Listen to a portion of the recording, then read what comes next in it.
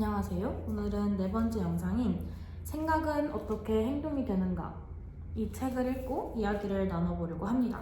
이 책의 부제목은 목표를 세우고 성취하는 인지조절의 뇌과학이고요. 데이비드 바드로우라는 세계적인 인지조절과 관련된 연구로는 굉장히 각광을 받고 있는 세계적인 석학이 쓴 책입니다. 벌써 이제 네 번째 책이 되었는데요. 점점 시험관이 다가오고 있어서 이거를 책을 읽으면서 조금 버거운 감이 있지만 벌써 한 달에 벌써 4권을 읽었더라고요. 그래서 뭔가 이런 뿌듯함으로 계속 이어가고 있는 것 같습니다. 이런 자잘한 이야기는 여기서 넘어가고 조금 이 책에 대한 제 개인적인 소감을 먼저 말씀드리자면 저는 개인적으로 이 책이 조금 어렵게 느껴졌습니다. 되게 술술 읽히는 책은 아니었어요. 한편의 논문을 읽고 있다는 느낌을 받았고, 그리고 뇌에 관련해서 조금 어느 정도의 배경 지식이 있으시거나 아니면은 뇌와 관련해서 조금 더 전문적이고 뭔가 학술적인 지식을 얻고 싶으신 분들께 추천하는 책입니다. 이 책의 저자에 대한 이야기를 조금 더 해보자면요. 이 책의 저자는 브라운 대학교의 인지과학, 언어학, 심리학 교수이며 카르니 뇌연구소의 연구원입니다. 그다음에 학벌을 보자면 미시건 대학교를 졸업했고 MIT에서 인지신경과학으로 박사 학위를 받았으며 또 현재 인간이 상황에 맞는 적절한 행동을 골라서 하는 이것을 인지조절이라고 하는데, 이 인지조절과 관련된 신경과학 분야에서 가장 선구적인 연구를 하고 있는 연구자입니다.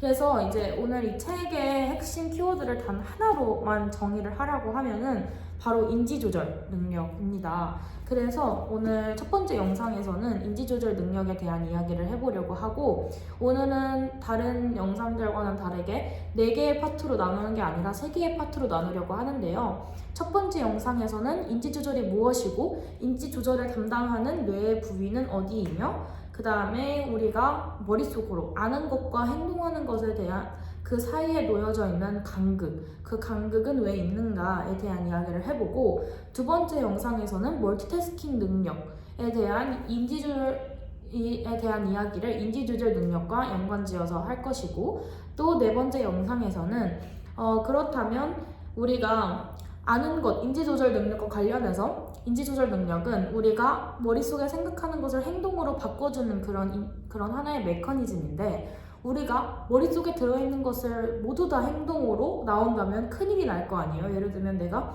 너무너무 짜증나는 일이 있어서 갑자기 책상을 쾅 하고 박차서 일어나고 싶어.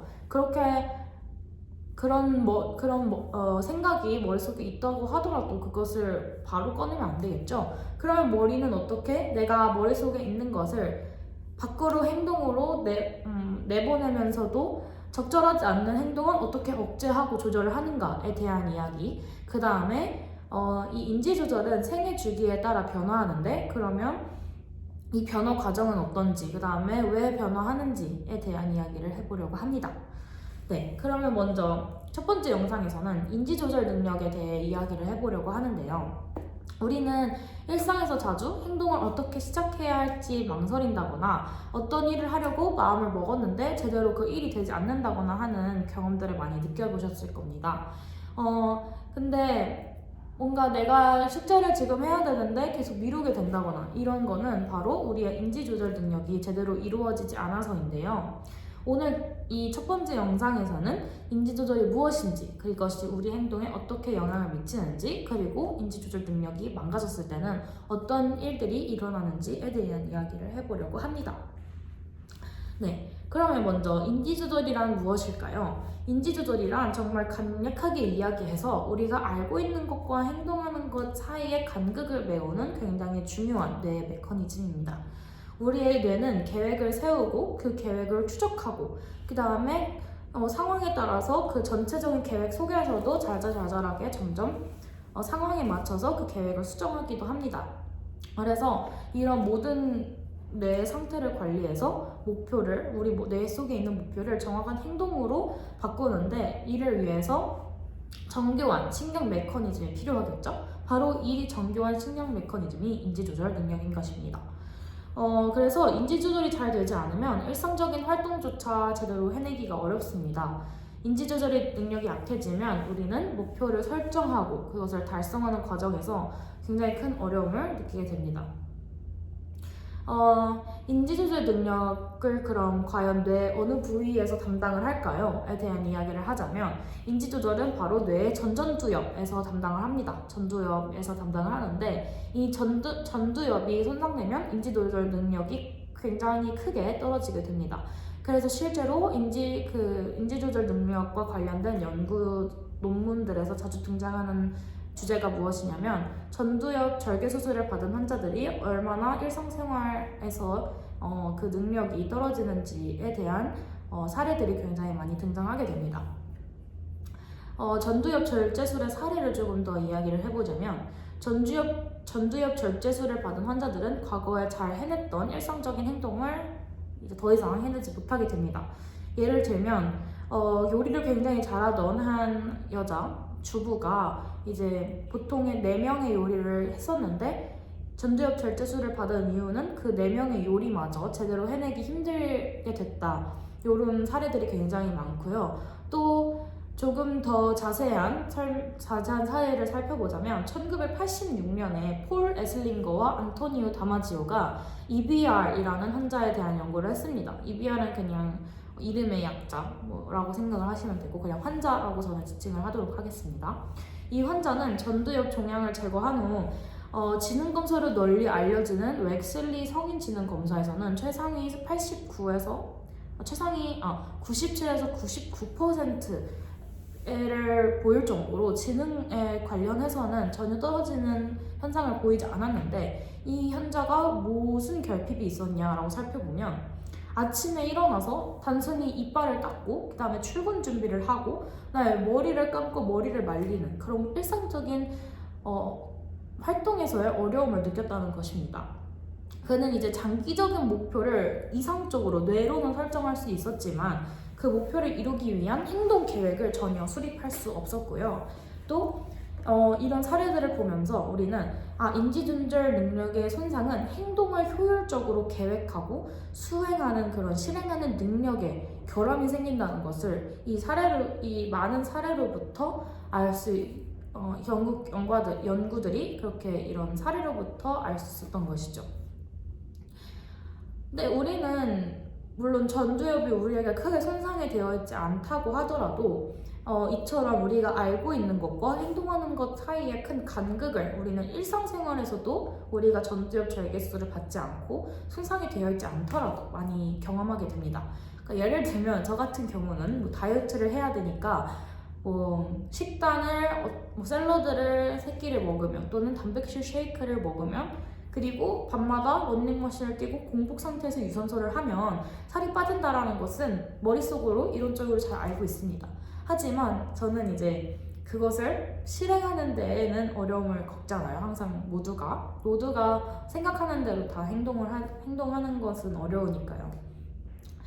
그러니까 우리가 알고 있는 것을 실천하는 것은 굉장히 상당한 정신적인 노력이 필요한데 즉 단순히 아는 것만으로는 적절한 행동을 하기 어렵다는 것입니다. 우리의 뇌는 알고 있는 것을 행동으로 바꾸는 그 방법을 알아야 하는데 이제 이거를 조절하는 것이 인지조절 능력이라는 것이죠. 그래서 인지조절 능력이 망가지면 어떻게 되느냐에 대한 이야기를 또 조금 더 아까에 이어서 해보려고 하는데 일단 크게 2가지 사례가 있습니다. 먼저 첫 번째는 보속증이라는 질환인데요. 보속증은 이제 과거에 유효했던 행동을 멈추지 못하는 증상입니다. 예를 들어서 검사자가 물을 마시지 마세요 라고 이야기를 지시했음에도 불구하고 환자는 그것을 머릿속에 알고 있는데도 정수기에 가서 바로 물을 마십니다. 근데 그 환자 자신도 자신이 잘못된 행동을 하고 있다는 사실을 알고 있지만 자신의 행동을 고치지는 못합니다. 이는 전두엽에 문제가 생겨서 인지조절 능력이 상실돼서 발생한 경우에 해당합니다.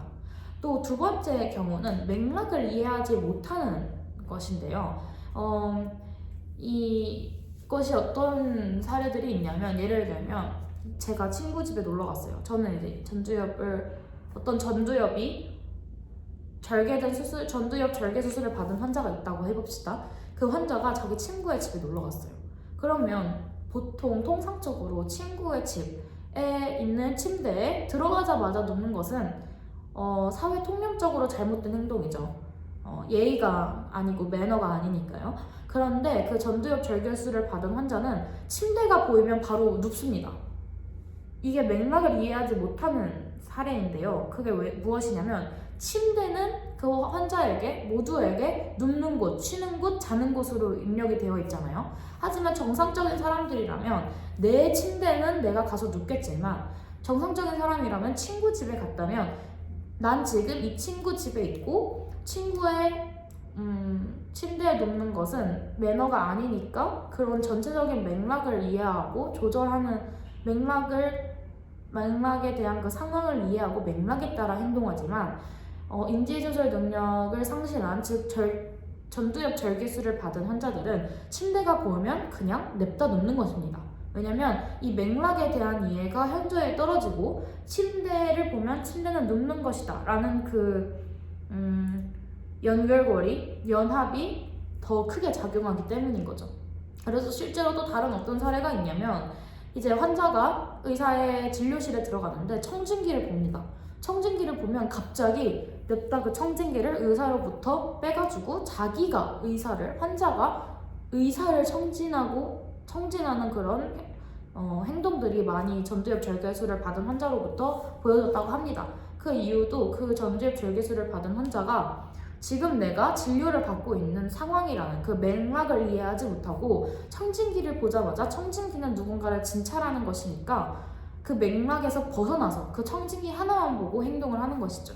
이처럼 인지조절 능력은 맥락을 한 사람이 맥락에 따라 행동하지 못하게 돼서 정말 누가 봐도 정상적이지 않은 인간의 행동을 보이게 됩니다. 그래서 인지조절 능력은 이 책에서 표현하기를 인간이 인간답게 행동하게 만드는 그런 뇌 메커니즘이라고 소개하고 있습니다.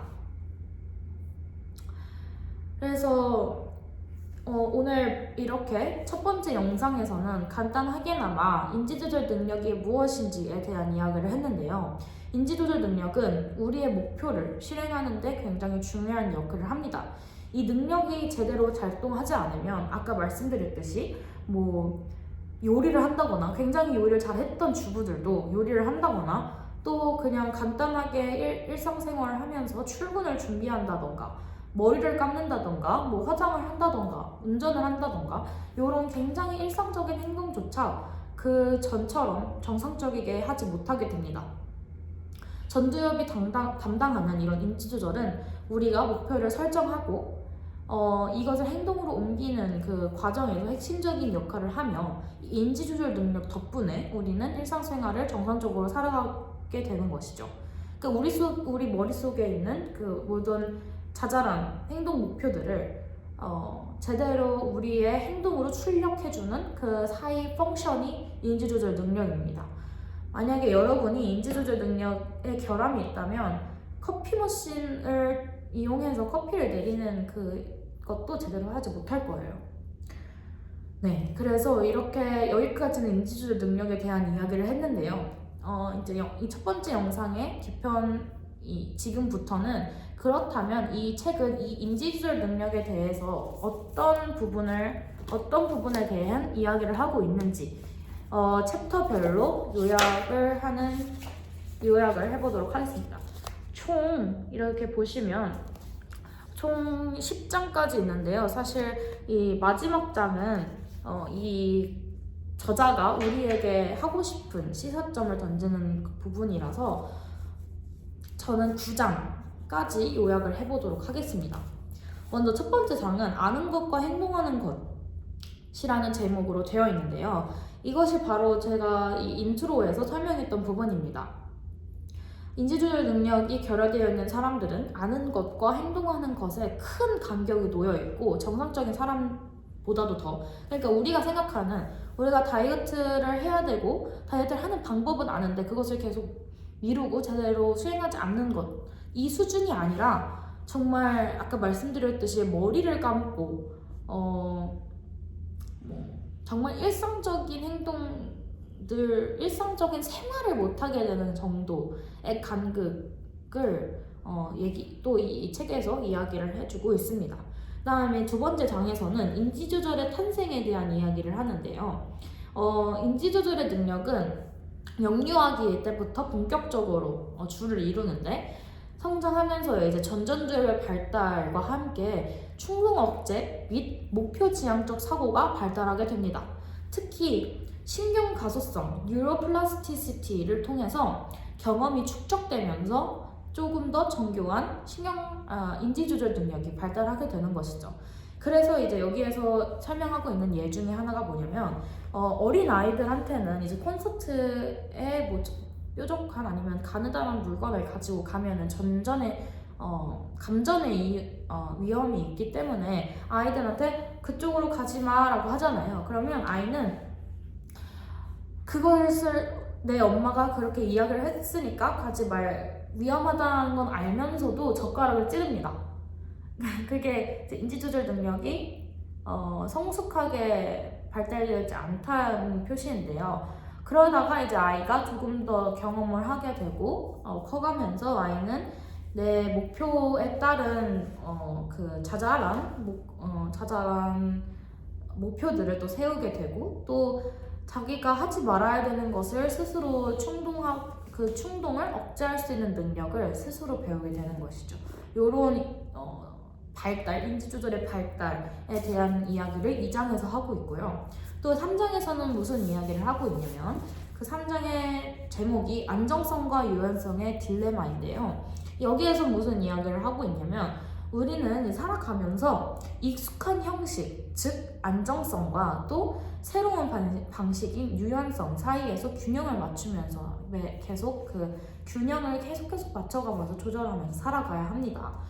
전전두엽은 이제 기존의 경험을 바탕으로 안정적인 결정을 내리지만, 필요할 경우는 새로운 정보를 수용해서 더 유연하게 전략을 수정합니다.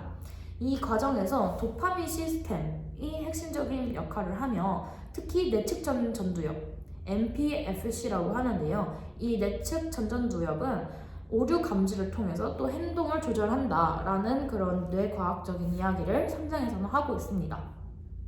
또 네 번째 장의 제목은 머릿속의 위계구조인데요. 여기에서는 무슨 이야기를 하고 있냐면, 우리의 사고와 행동은 이제 위계구조를 따릅니다. 이 위계구조가 무슨 얘기냐면, 낮은 수준에서는 기본적인 감각 처리와 반사적인 반응이, 또 높은 수준에서는 복잡한 계획과 의사결정이 이루어집니다. 전전두엽은 이 위계적인 구조를 조정하면서 감각과 운동피질이라는 우리의 그 머릿속 구조, 그 감각과 운동피질과의 상호작용을 통해서 단계적인 행동 실행을 가능하게 합니다. 그러니까 이게 어떤 얘기냐면, 그러니까 예를 들어서 우리가 커피 머신을 내릴 때 굉장히 높은 위계 구조는 뭐냐면, 내가 커피를 내린다겠죠? 그럼 그 아래에 자잘하게 내가 원두를 꺼낸다. 원두를 그 커피 머신 안에 넣는다. 그 다음에 그 커피 머신 뚜껑을 닫고 또 버튼을 내려서 컵을 내려놓고, 그다음에 물이 나오고 원두가 갈리기까지 기다렸다가 모두 다 완료됐다 싶으면 컵을 꺼낸다. 요런 조금 더 그 아래에 있는 하위적인 요소들이 있겠죠. 그러면 원두를 꺼낸다라는 그 첫 번째 하위 요소에도 굉장히 많은 그 아래에 더 하위 요소들이 있을 거 아니에요. 원두를 어떻게 꺼내겠어요? 손을 올려서 뻗어서 천장을 열고 원두를 집은 다음에 다시 손을 내 쪽으로 가져와서 원두를 아래 식탁에 내려놓는다. 이런 식의 더 하위 구조 아래 하위 구조가 있을 거 아니에요. 이런 위계 구조를 우리 머릿속에서 구조화한 다음에 그것을 행동으로 내보내는데, 거기에 감각과 운동 피질의 상호작용이 필수적이라는 것이죠. 이런 뇌 이야기를 또 하고 있고요. 그 다음에 6장에서는 무슨 이야기를 하고 있냐면 정지와 억제라는 이야기를 하고 있습니다.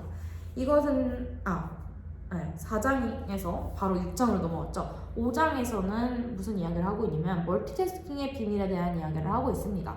자, 개인적으로 이것은 이야기를 나누면 우리 현대를 살아가고 있는 우리 모두에게 도움이 될 것 같아서 다음 영상에서 조금 더 자세하게 설명을 할 텐데요. 이 멀티태스킹의 비밀을 조금 간략하게 설명하자면 사실 우리는 멀티태스킹을 하고 있는 것이 아닙니다.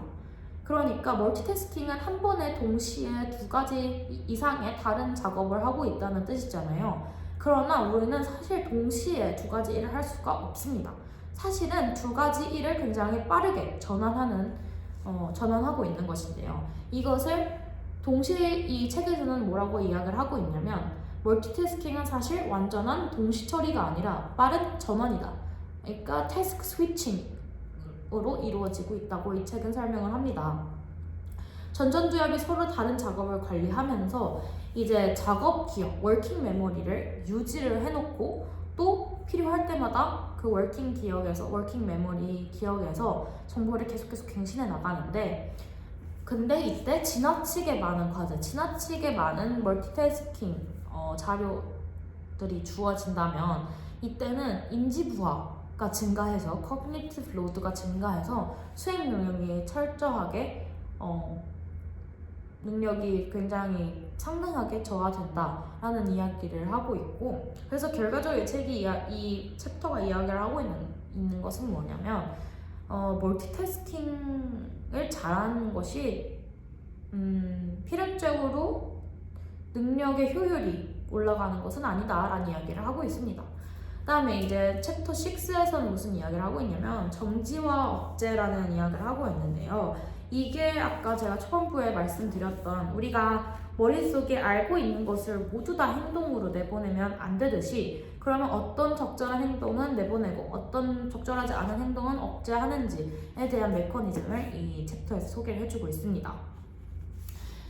그래서 이 충동을 억제하는 요것을 담당하는 뇌의 부위는 무엇이냐면 측좌측 전전두엽과 전측 대상회라는 것인데요.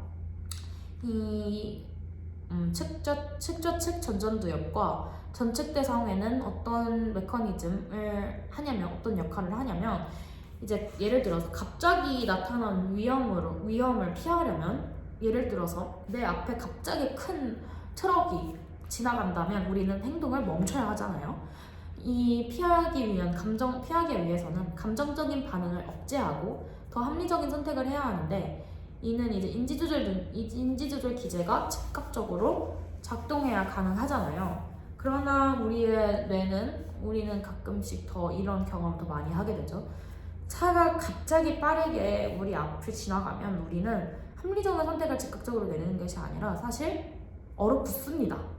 그냥 얼어붙죠. 드라마에서도 막 택시나 아니면 큰 트럭이 나를 향해 달려오고 있을 때 주인공들은 갑자기 슬로우 모션이 걸리면서 행동이 정지됩니다.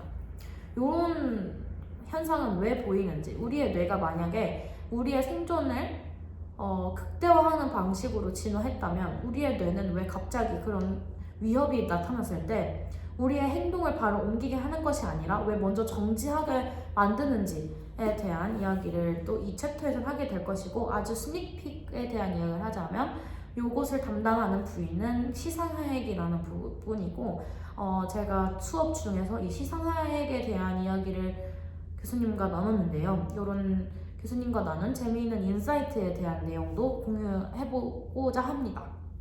그 다음에 이제 7장에서는 인지조절의 비용과 이익에 대한 이야기를 하고 있는데요. 여기에서는 무엇을 이야기하고 있냐면, 인지조절에는 아무래도 뇌를 굴리는 거니까 에너지가 소모되잖아요. 근데 이 에너지 자체가 뇌에게는 인지적인 피로, cognitive fatigue로 이어질 수 있습니다. 하지만 장기적으로 보면 충동적인 행동을 조절하고 목표를 달성하는 데는 큰 이점을 제공합니다. 이 과정에서 전전두엽과 도파민 시스템이 보상 예측이라는 것을 조정해서 동기부여를 강화합니다. 그래서 이 챕터에서는 동기부여에 대한 이야기를 많이 하고 있습니다.